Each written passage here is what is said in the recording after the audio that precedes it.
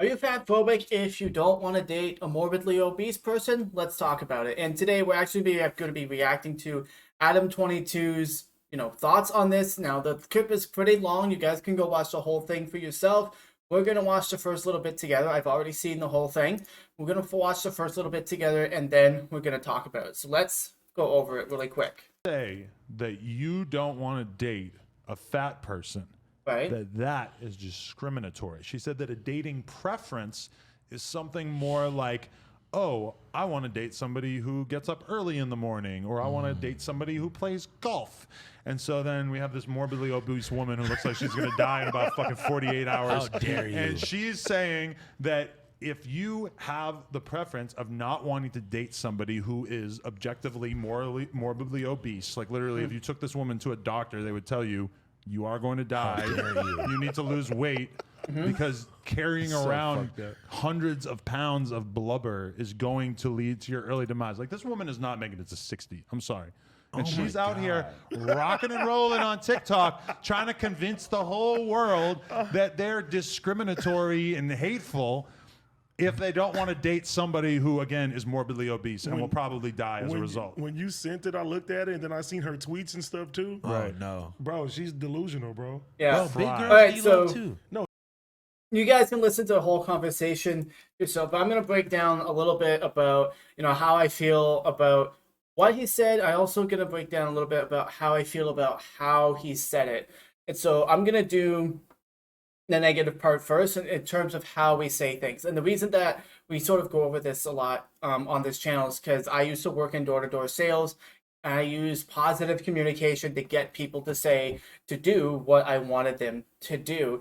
And I understand that speaking truth and being objectively honest is always true, but you always want to frame it in such a way where you can humanize and have empathy and kindness for the person in question. I feel like they didn't quite do that here. Like, they used a lot of like provocative terms and saying things that aren't really constructive to the conversation. If you keep going through the conversation, they said something about her causing a sinkhole, and when you say things like that, you actually reduce the person's likelihood of actually agreeing with you or even listening to what you say. Because human beings, we're programmed to respond defensively to those sorts of attacks.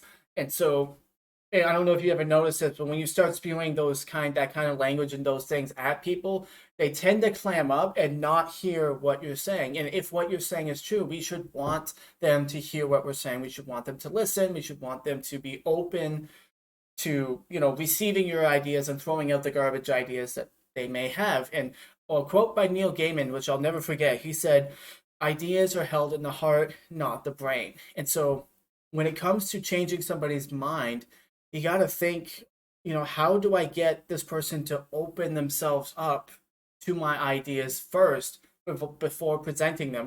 In sales, we have the agree, kill, close thing, the whole concept of, hey, it's not you versus me, it's us working together on this project. Come, let's work together and fix this problem. And so I feel like they didn't do a very good job on that here, but the objective things that they were saying were absolutely true. I mean, there's no denying it. If you're morbidly obese, you are going to die young, or younger than you would have statistically if you had actually been healthy, ate lots of healthy food, and done good exercise and things like that. And I can't blame people for not finding that attractive. Like, I'm not attracted to the idea of my partner dying 20 or 30 years from now due to heart complications because they're morbidly obese. Like, I can understand, if somebody has a little bit of extra on, and there are different body types, and different body types, naturally carry different amounts of fat. If that is healthy, curvy people is a thing, totally fine. But when you go to a doctor and the doctor says you are objectively, scientifically, morbidly obese and it's going to hurt you, it's like, why would you not want to do anything about that? Like, if you love your body, you should love it enough to make an effort and do things for it so that it will last you a long time, not give up early. And so this whole idea, I don't like how people just throw all these words out at you. It's like, if you disagree with me, you're discriminatory. Like we just plaster anybody who disagrees with you whatsoever. They're evil, they're discriminatory, they're fat phobic, they're this, they're that. And I would agree. Yeah, there are some people who believe things that are just not nice. Like I have a problem with how we engage in dialogue in these things, throwing like casual insults at each other as if it doesn't matter. Like, it does matter. It makes a difference as to how you're perceived and whether or not your message gets across. And if your whole goal for saying something isn't to create unity so that we can all better grow together, then why you bother saying it? Like, what's the point, right? I'm always thinking about the utility of what I'm saying.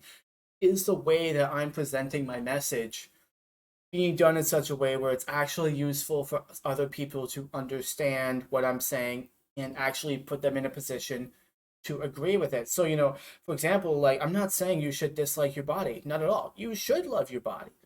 It got you to where you are today. That's great.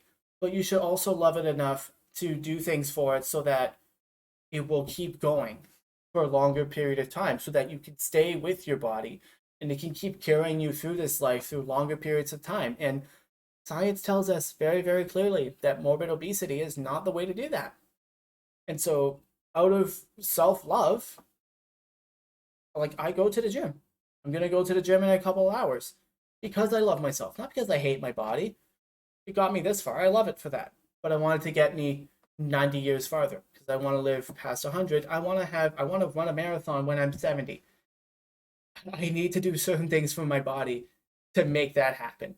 And so those are my thoughts. I hope it was clear. I hope it made sense. I'm not a fan of throwing insults at anybody, liberals, right wingers, like, doesn't matter to me. I don't care to be on the political spectrum. I'm neither, right nor left.